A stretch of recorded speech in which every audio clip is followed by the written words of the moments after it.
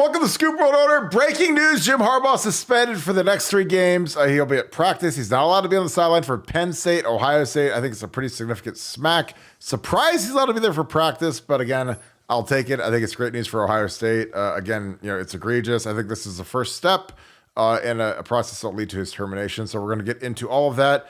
But first, as always, thank you guys for tuning in. We appreciate you guys so much. As always, the site is going crazy on BuckeyeScoop.com. Our YouTube is going crazy, so thank you for all of your patronage.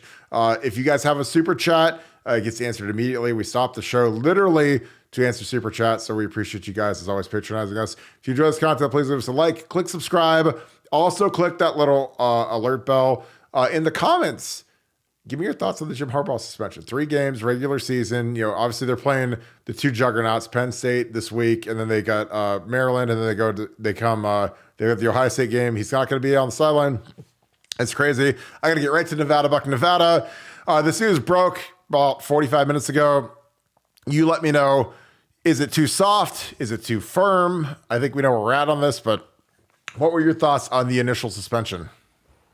Surprised that it only was limited to game day activities. Yeah. I think that was the only truly disappointing part of the sanctions to me. Now I've been kind of digging into that, since this thing came down, been kind of into my phone's been burning up.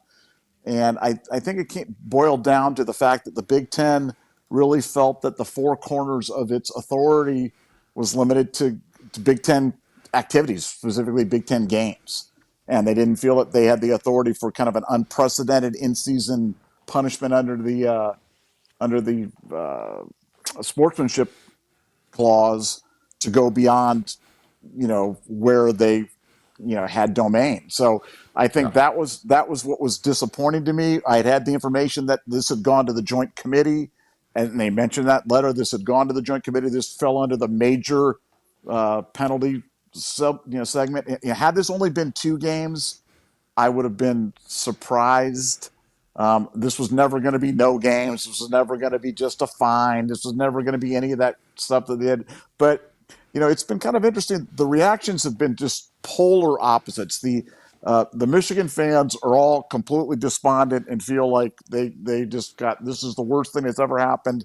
And the Ohio State fans feel like Harbaugh got away with murder, which has just been such an interesting dichotomy in terms of the reactions between the 2 fan bases there, which generally tells you in anybody who's been involved in negotiations, when both sides are equally unhappy, that you probably ended up with a fair bargain, as it were. But I think if you read carefully the Big Ten's letter on this, and I thought there'd be more specificity. They mentioned the fact that they were limited in their specificity because of the ongoing NCAA investigation.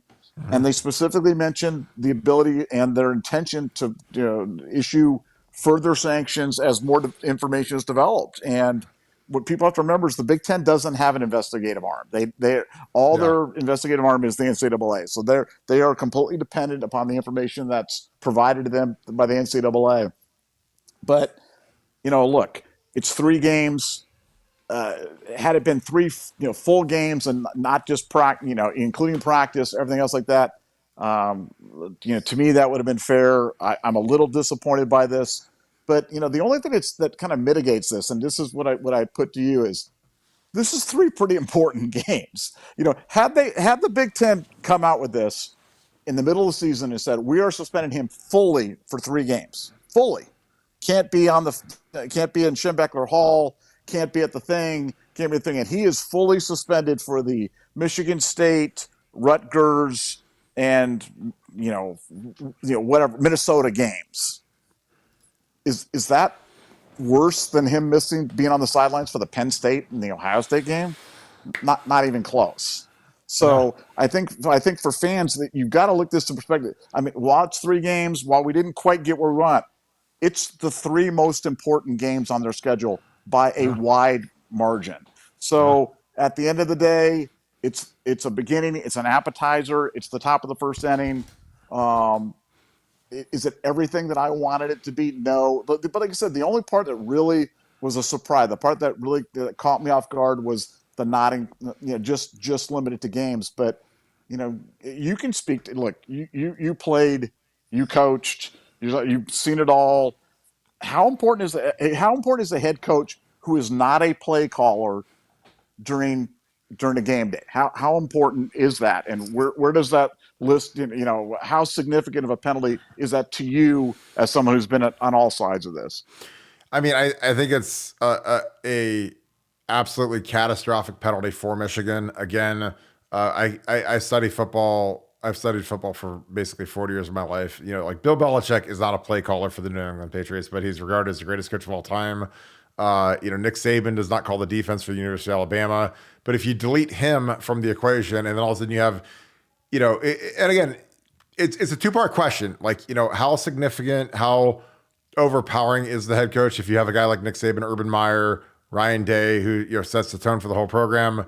And then who are your coordinators? Because here's the thing about Michigan: neither of their coordinators have ever been a head coach. So at Ohio State, we've had a couple years ago we had Kevin Wilson coached at Indiana, ran a good program. He got ran out of there, but it was kind of unceremoniously. It was kind of a crappy way to go out, but like he knew how to run a program. He knew how to run a sideline. He knew how to be a head coach. When you get a defensive coordinator who's a former head coach and he's run a significant, and again, this isn't running, a division, 1AA or an NAIS. Well, this is like, if you're running like a big time program, like again, Kevin Wilson in Indiana, if you're coaching football, and he made Indiana really good. I mean, as good as you can make Indiana, kind of the gyrations of the sideline, how to get the team right.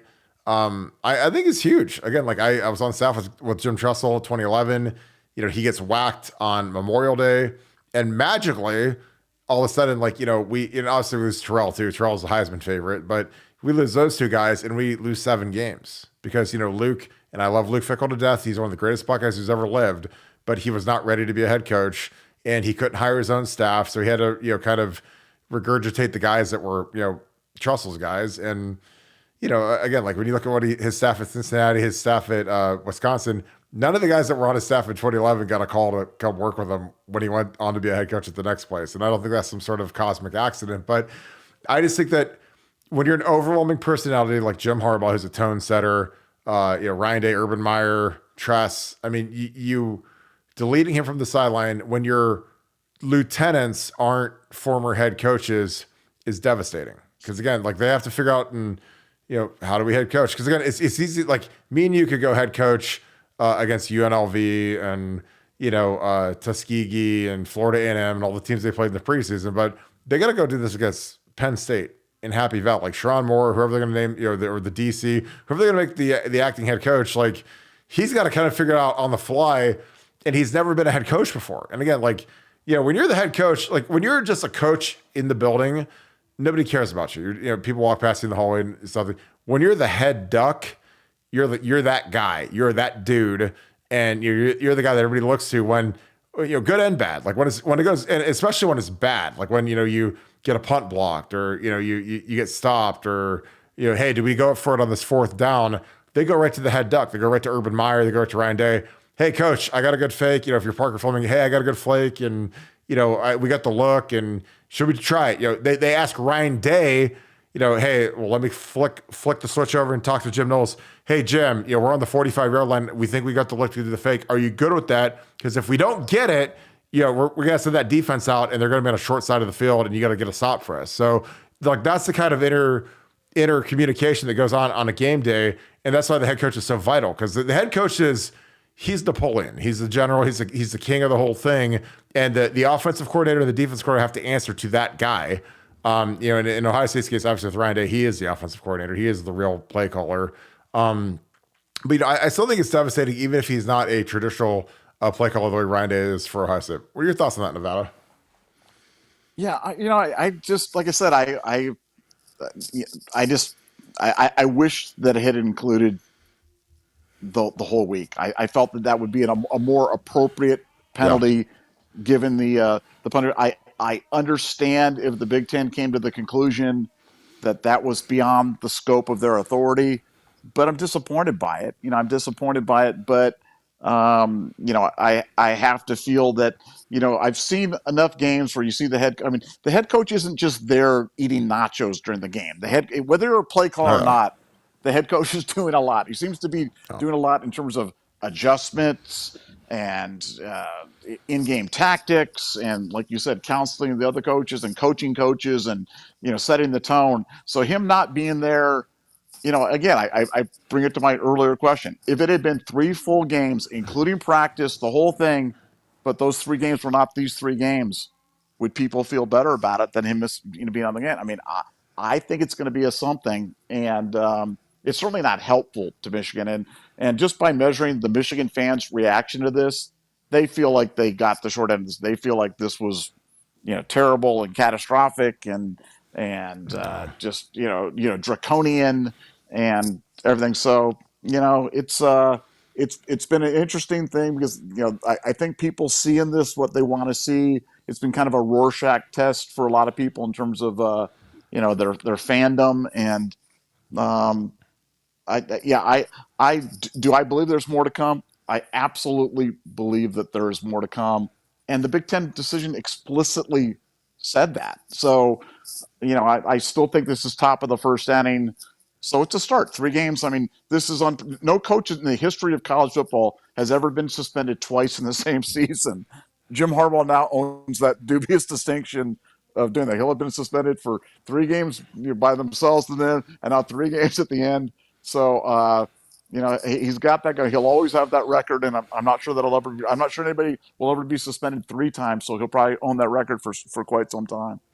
Well, yeah, and the thing is, like, this isn't like this is the end of the thing. I mean, this is the beginning of it. So I mean, this is like it's kind of like how Connor Stallions initially was like suspended with pay, and then things started to keep creeping on, and all of a sudden he gets he resigns, obviously without pay, because I'm sure they went to him and said, hey, do you want us to terminate you or do you want to resign? And he's like, well, I'll resign for the good of the order. But this is like step 1 in the process. I don't think he has any chance of coming back next year. I think that, again, the most peculiar thing I've seen in the past, I don't know, 40 years, I mean, I'm 39 of following college football, was him beating Ohio State in 2021 and having the program seemingly on an upswing, and then interviewing with Minnesota on signing day.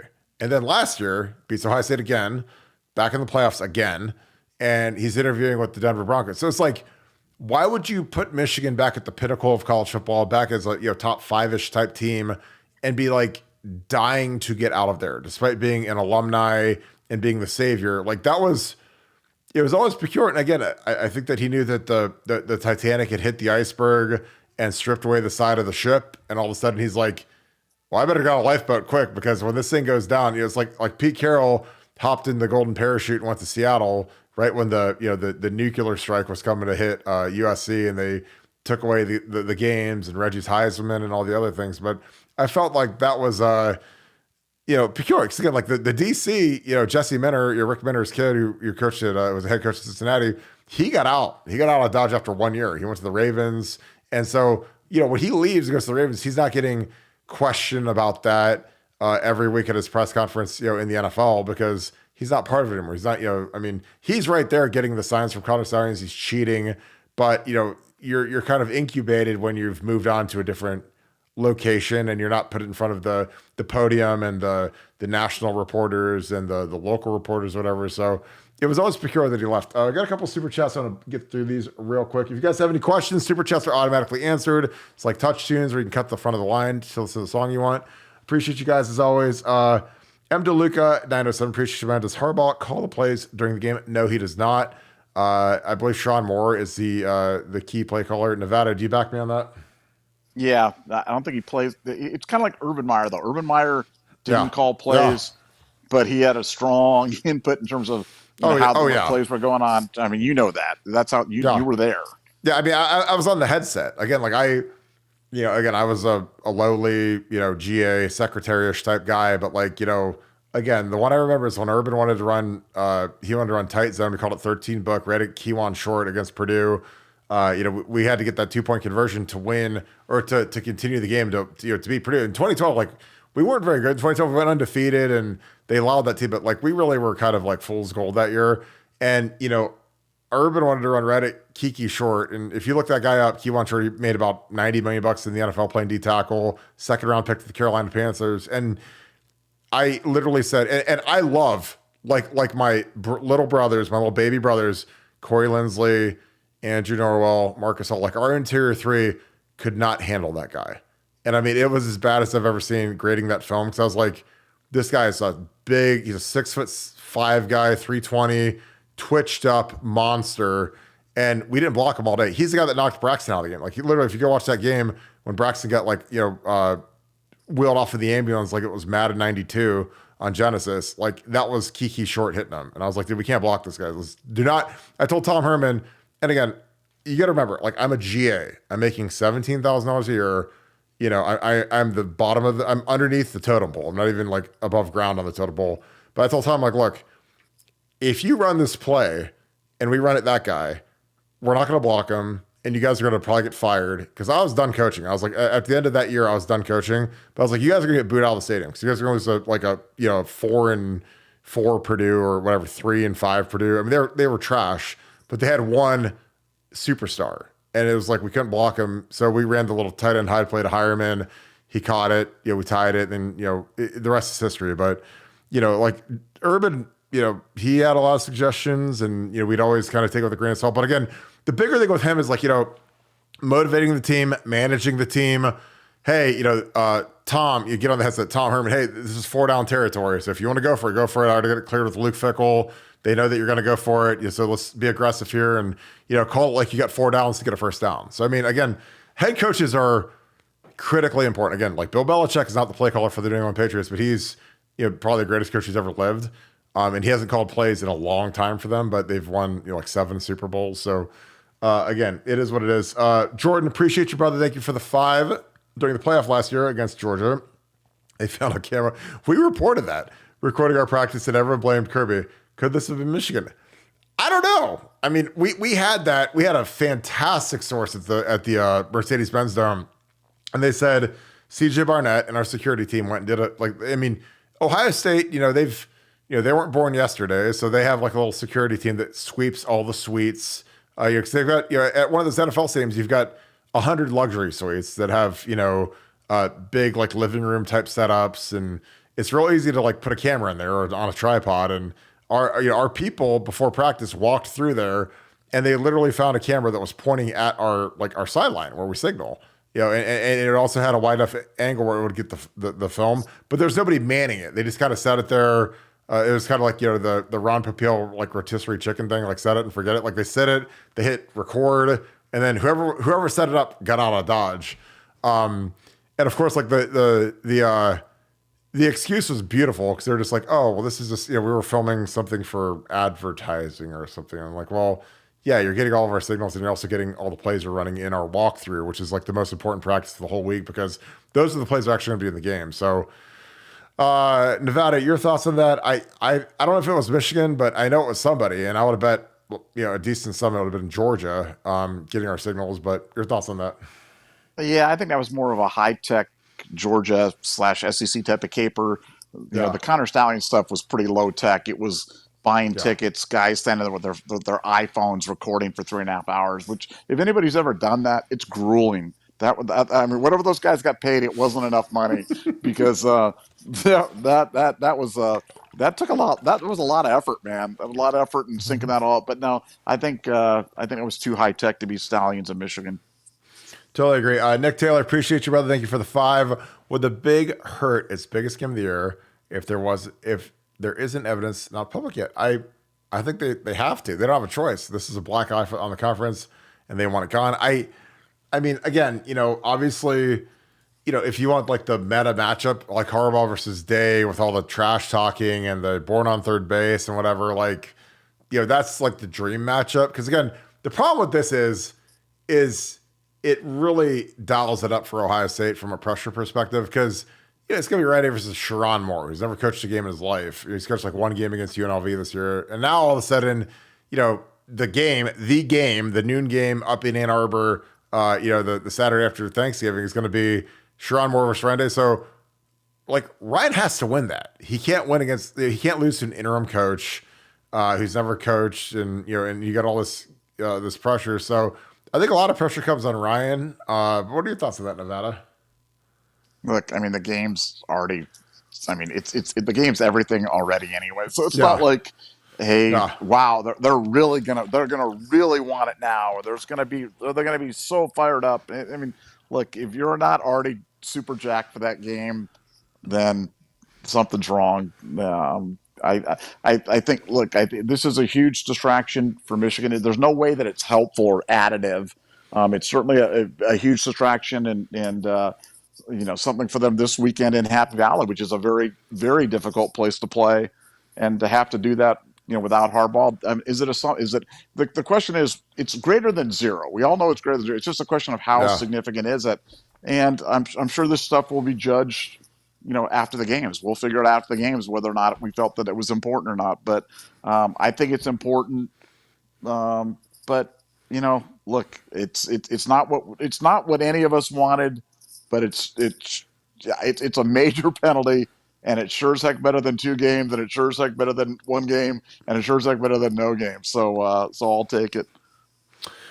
Totally agree. Barco A. Bali, appreciate you, my man. Thank you for the 5. What happened to Michigan if Jim is on the sideline tomorrow? I mean, I guess we'll never know because he's not going to be on the sideline tomorrow. But I think that they're going to be up against it. I mean, like, he flew out to State College and landed, and they said, "Hey, you're not allowed to be here." So he had to jump on, I'm sure, a private jet to get home, and I'm sure Michigan was kind of calculating what could happen if he got on the charter with the rest of the team.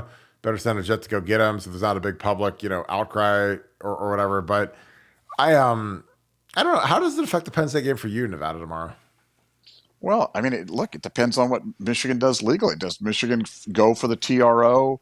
Do they get the temporary restraining order against the Big? I think the Bigs tried to craft this thing very narrowly, and the very much within the confines of the bylaws, and the bylaws specifically call when the joint group committee hands down a punishment that it's not subject to appeal. But will a judge hold it up? I think we're in the legal realm, and I just don't have any idea. But short of that happening, Jim Harbaugh won't be on. No, I don't think he'll fly back. I think he'll stay at the local Ramada Inn or whatever the heck he's going to do, and try to be with the team after the game and this and that. But no, I think the next 24 hours is going to be amazing to watch.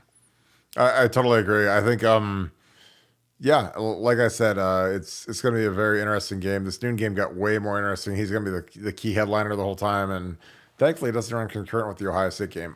Larry Daniels, appreciate you, brother. Thank you for the 5. What do you say to those Buckeye fans who think Harbaugh should be suspended?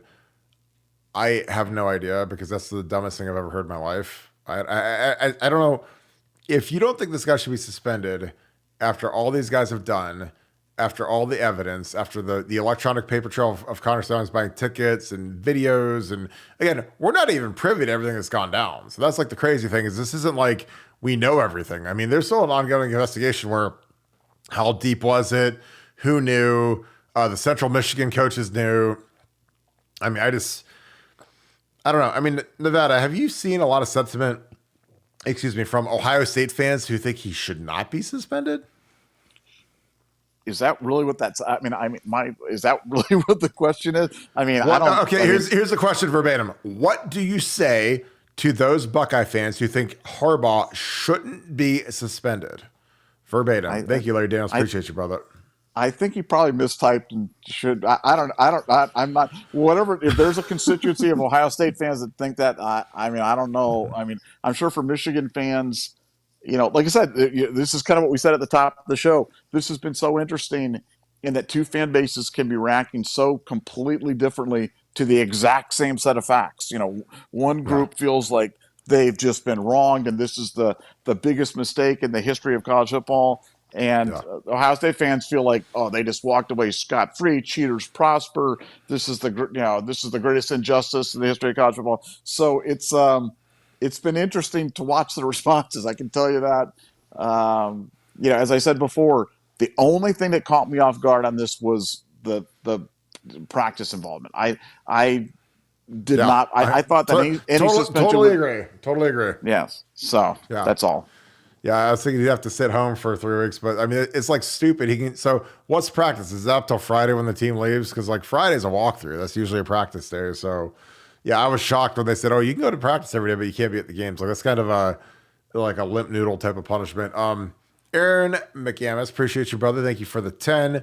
Does making a coordinator and acting head coach make it harder to coordinate? Absolutely, every time. Again, that's something we talked about ad nauseum with Ryan Day.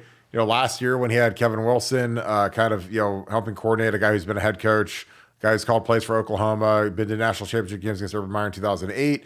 I think that's a huge edge. Again, it's kind of like I tell people, like, a lot of you guys are business people.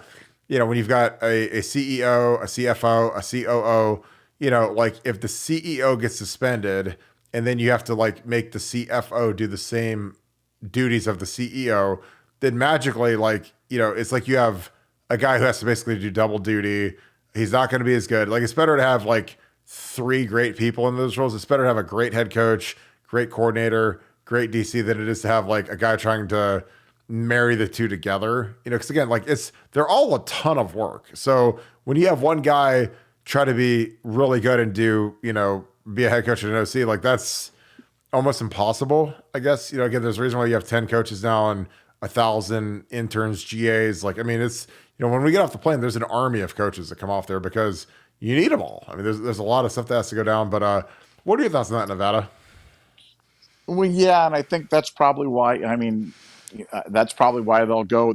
That's probably, you look back on 11. That's why they went with Luke Fickell as the interim coach, because you had, if I'm not mistaken, I mean, Haycock was still here, right, running the defense at that point in time, and you had Bowman running the offense. So it was it was not a coordinator. That's probably why I think that Michigan will probably go to Mike Hart as the head coach, because he's not a coordinator. And they'll probably let the coordinators be good because those are big enough standalone jobs. All right, CW, great question. Does this put pressure on Ward Manuel to step down from his position on the selection committee? I don't think it does. I mean, because again, he's trying to defend his guy, but I think like a lot of these ADs are so arrogant and stupid that they're gonna like if they've got a prestigious position like being on the selection committee, they're not gonna just give that up unless they're asked to give it up. But I'd love your thoughts on that, Nevada. Yeah, I mean, look, you're always kind of precluded from having discussions about your own team anyway. So he'll just abstain from any of those discussions, as he normally would. This doesn't change any of that. So, like you said, those spots are tough to come by. I don't think they'll have to pry that out of his cold, dead hand. Yeah, I totally agree. Larry Daniels, this is a great follow-up. Appreciate you, brother, as always. It's true. I have a friend that thinks suspension is a bad idea. I can only assume they don't watch the Scoop World Order. Well, again, send him a link. And again, and he can come on the show and explain to me why you would not want to suspend Jim Harbaugh after these like absolutely egregious, crazy actions. But to me, man, I think that it's so obvious and it's so stupid to even say that you have to be punished when you do something this negligent. And I think that the punishment, I don't think it's fitting. But I think it's one of those things where they gotta get their they gotta get their ducks in order. And again, I know that there's a small sliver of the fan base. It's like, well, we want Michigan at full strength, and we want Harbaugh on the sideline against Ryan Day, like in like the game, like Bo and Woody. And I'm like, dude, like these guys cheated. Like I mean, they don't deserve anything that they get at this point. I mean, those guys cost Garrett Wilson, DeJuan Jones' senior day, Paris Johnson's senior, CJ Stroud. It's like, those guys, if they say they're not allowed to play, like I'm good with that. We're not scared of Michigan, but they deserve to be punished for what they did. What are your thoughts on that, Nevada? Yeah, well, I like the fact that we're going to play them, and they're not going to have Jim Harbaugh on the sideline, and they're not going to have Connor Stallions on the sideline. Do I think that would have made a difference last year? Do I think they would have won the game last year without Jim Harbaugh and Connor Stallions on the sideline? Not a freaking chance. So I think it's fair. I totally agree. Last super chat, Casey, appreciate you, brother. If an investigation is opened up about something an athlete supposedly did, i.e. breaking and entering the school, immediately suspends them pending an investigation, shouldn't coaches be treated the same? That is a great question, because in the era of football and major college sports and multi-billion-dollar industry, like if a student athlete screws up, they're thrown out like old dishwater. Like I mean, like Jocelyn Went and Amir Reep, like when they got busted and they're accused of rape and the whole 9 yards, like that happened at the beginning of COVID. That trial took like 2 years and it was postponed 1,000 times. And then the trial lasted like 3 days, and those kids were both fully acquitted and exonerated of everything they did. And how does that affect their lives? Well, Ohio State kicked them off the team immediately.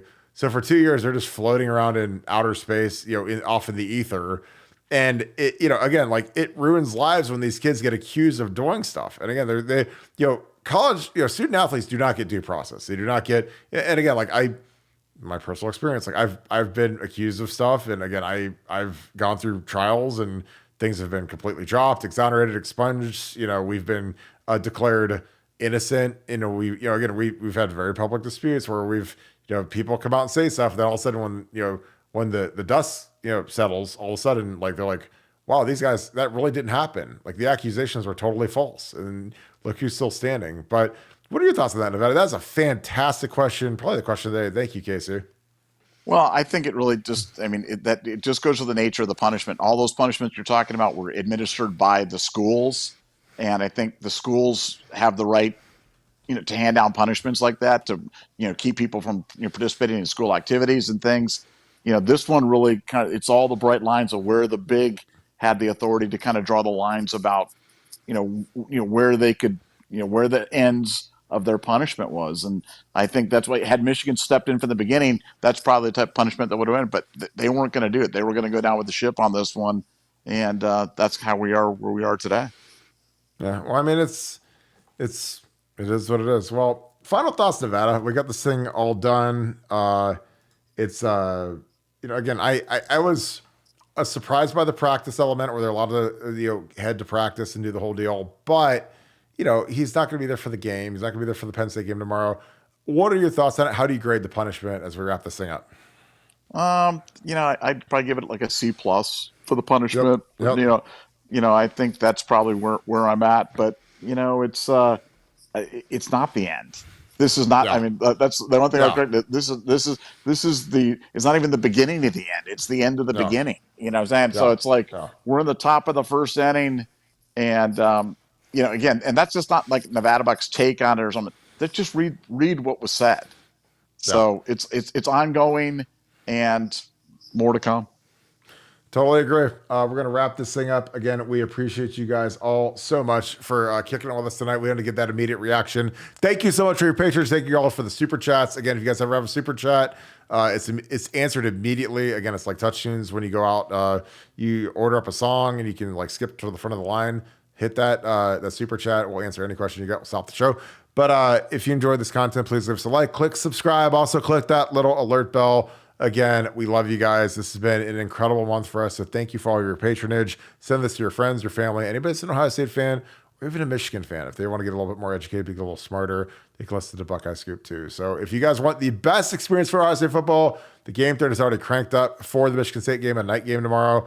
Join BuckeyeScoop.com. We appreciate you guys as always. Thank you for all of our new members. We have a ton of you guys that are joining the site. So thank you.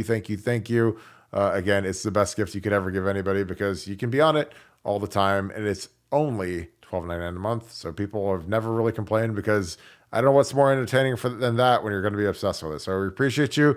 I hope you guys have a great night. Thank you, Buckeye Nation. Thank you, Scoop family. I'll talk to you guys tomorrow for our pregame show. And then we're going to have a late postgame show after Michigan State. So we appreciate you guys. Hope you guys have a great Saturday. Go Bucks.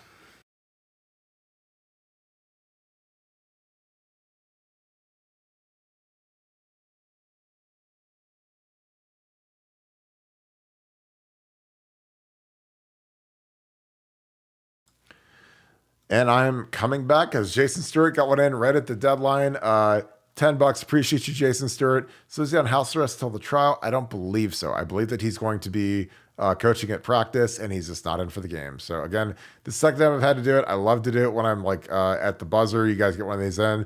I always come back and answer it. Make sure you guys are all set. So thank you so much, brother. I appreciate you. I hope you guys have a great rest of your night. And also, I'll say it again because it never gets old. Go Bucks.